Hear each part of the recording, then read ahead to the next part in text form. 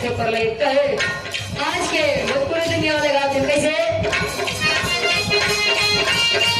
प्यार वाली बाती आजे प्यार वाली बाती आजे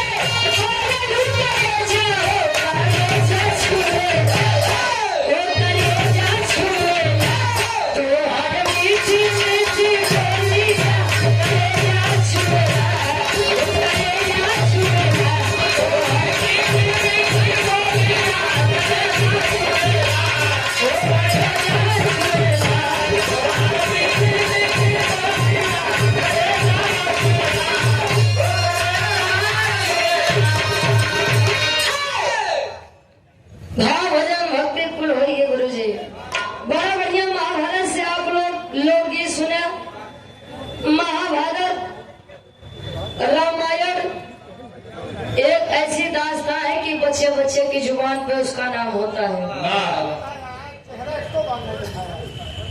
महाभारत हुआ 6 बात गुरु जी झगड़ा तीन चीज बदे होत जर जोरू जमीन नहीं जनता का हम मत जाना कहे तिरिया चरित्र दैवो न जाना। लोग पहले कहा कि मुनई के भाग्य और मेहरारून के चरित्र कब बदल जाए कुछ यथा पता लेकिन याजों के समय में अब एंकर लोग के चरित्र कब बदल जाए हो नहीं देखा जा सकता। अगर कसम क्रिया से जंगली भैया अगर मनई मराठ होते तो जान ला भारत देश के आधी आबादी ऐसे नहीं साफ रहा कहीं जान ला तुहार कसम हमारे जिंदगी में तोरे अलावा क्यों है ही नहीं आई एम सिंगल एक सही कहा थे तले दूसर की फोन यावत बाबा महाभारत झगड़ा हुआ था बस तरीके बात से कि द्रौपदी जी अच्छा गलत जगह पे हंसना भी नहीं चाहिए केवल हंस के यही बात कही थी कि अंधे का पति अंधे का बेटा अंधा पूरी महाभारत फन गए। आप लोग कहा तो कहीं आगे से गाड़ी नहीं तो हमारे भैया से बोला है उनके बदे 5 मिनट के कोनो लोगित हो जाए आप बदे हो जाए। अच्छा ठीक बा इनके बदे हो जाए गुरु जी बाकी सब जानते हैं कि द्रौपदी जी एक ऐसी नारी थी जिनके 5 पति थे। एक बात और भी निकल आती है कि द्रौपदी जी कर्ण जी से भी प्रेम करते थे। अब इहो में कोनो सब होए तो एक बाद वाले राउंड में बता दे कि कहां से बात उठत है। और आप ग्राम सभा भरोटा वीरगंज सरगुपुर और भावी प्रधान पद के आप प्रत्याशी हैं गार्जियन जी श्री बाकेलाल साहू एवं भट्टा मनिका साहब 2026 के भावी प्रधान पद के उम्मीदवार हैं वो ईश्वर करें कि विजय का तिलक आपके मत्थे पर लगे। 200 रुपए का सम्मान है।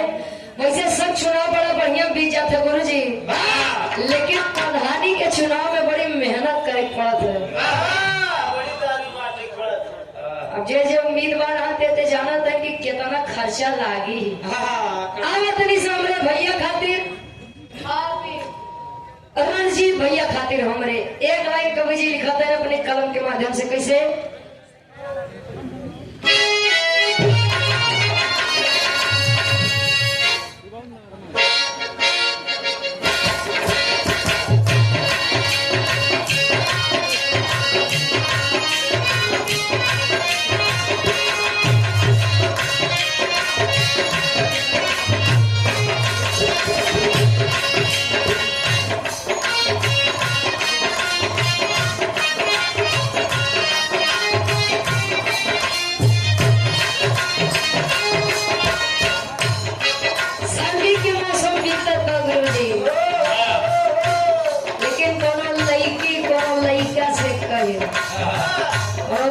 अपने सैया जी से कहे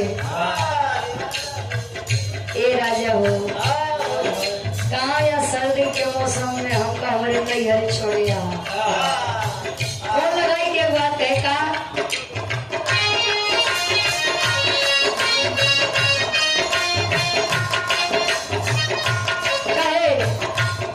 सैया गवना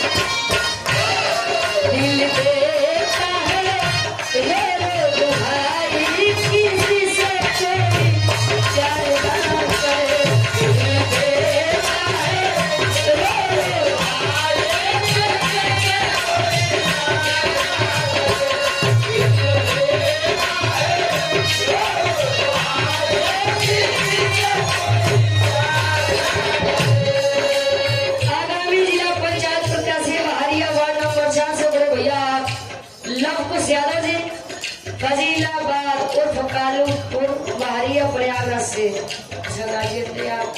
सुपुत्र श्री रामचंद्र यादव जी गार्जियन जी के द्वारा ये 100 रुपए विजय का तिलक आपके मध्य पर लगे। और ये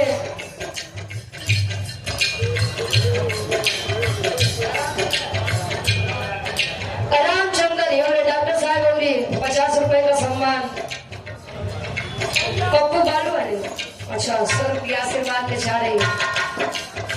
और इस भाव का सम्मान है आप विनोद यादव आजमगढ़ से। हमारे गार्जियन जी आजमगढ़ की पावन सजमी से विनोद यादव जी 100 रुपए का सम्मान चरणों में नमन है वंदन है आशीर्वाद के चाह रही।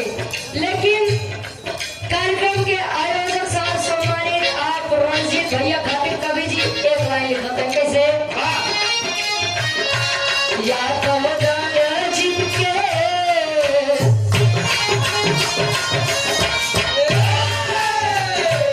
या तो जीत के दिल जिताई भलाई होई सब ही के या तो जीत के दिल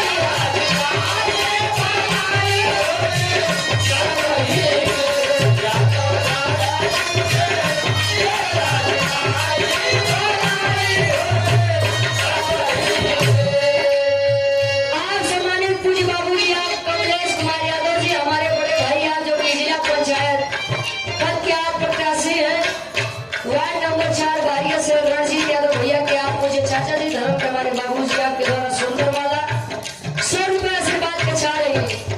यादव रणजीत के दी यहाँ जीताई भलाई होई सब ही के। एक बात बताई नहीं कि केकरे मन में का चलत है कि क्यों उड़ाई जा सकता और मौका सबको देना चाहिए। एक बार उनका दिया ऊपर देखिए आता अगली बार भी सही के नंबर दा।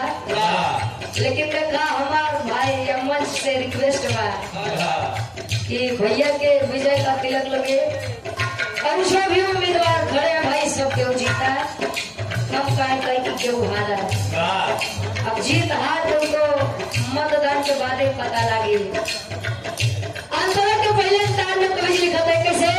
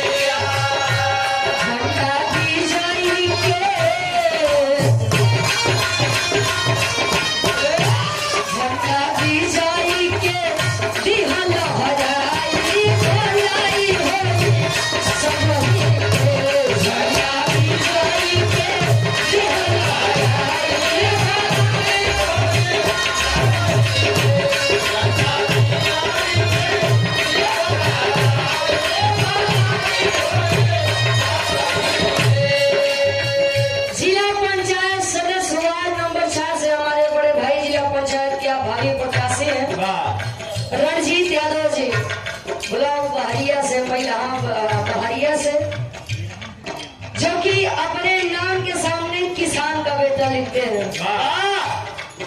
समाज के लिए तत्पर रहते हैं। समाज के लिए उन्होंने इतनी लंबी भीड़ इकट्ठा की है ये समाज के लिए चुनावी माहौल है। और आप त्रिभुवननाथ यादव से करनाईपुर से 100 रुपए का सम्मान आशीर्वाद के चारी हमारे बड़े भैया हम चाहेंगे कि आप आ जाइए हमें आपका स्वागत और सम्मान कर दें।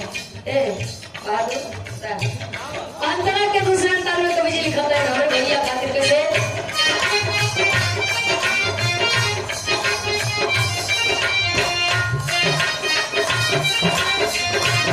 एक बार ताली बजे तो बढ़िया से करेगा। क्या बात है भारी से भारी मतों से आप लोग विजयी बनाइएगा बड़े भैया को।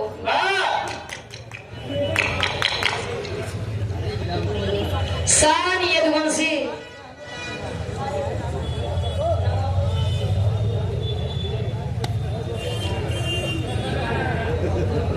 बताओ 10 बार पूछे रक्षा के लिखे दिया।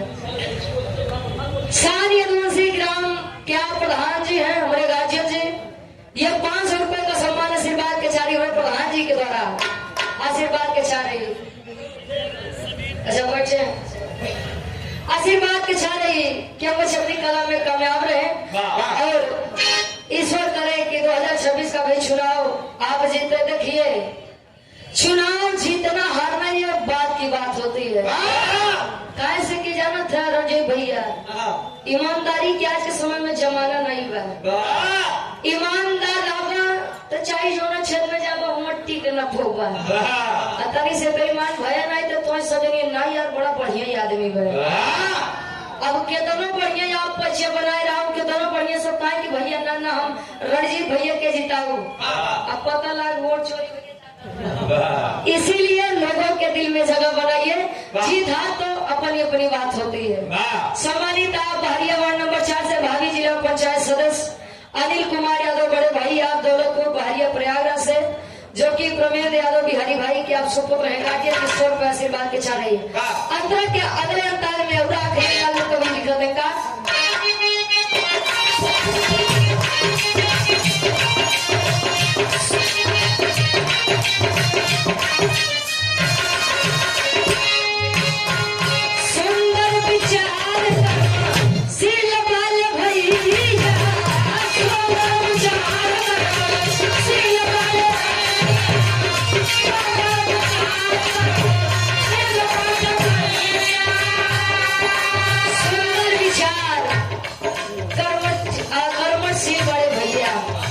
सुंदर विचार है और विचार है तो ही इनके बुलावे पर इतनी भारी भीड़ आई हुई है। ना तो विराह भी कई होता है और लोग भी बहुत बुलाते हैं लेकिन गलत नतीजे चुने 100 से आदमी दिखाते हैं।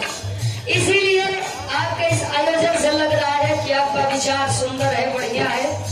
इसीलिए इस मंच के माध्यम से बहुत बहुत बधाई हो आपको।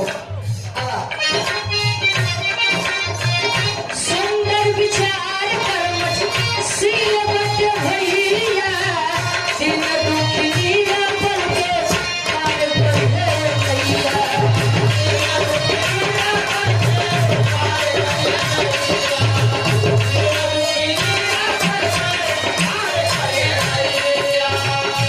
रुचि पावन